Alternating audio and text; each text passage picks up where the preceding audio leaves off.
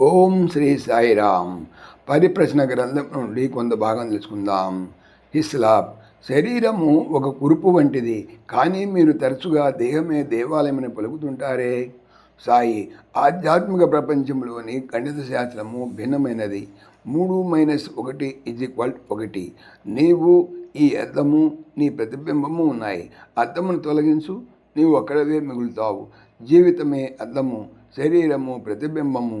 భగవంతునితో నిన్ను నీవు అనుసంధానించుకొమ్ము. అప్పుడు భగవంతుడు ఒక్కడే మిగులును. దేహమే దేవాలయము, జీవితమే అర్చకుడు. పంచేంద్రియములు మతపరమైన ఈ కార్యములు ఉపయోగించు పంచపాత్రలు. ఆత్మయే భగవంతుడు. ప్రతి కార్యమును, ఆలోచనను, మాటను ఈ ఆలయములు భగవదర్పితము చేయవలెను. పంచేంద్రియములను నిరంతరముగా విశుద్ధముగా వించుతుండటం ద్వారా, సంస్కరించుతూ ఉండటం ద్వారా ఆరాధనను వినయపూర్వముగా భగవంతునికి అర్పించవచ్చును.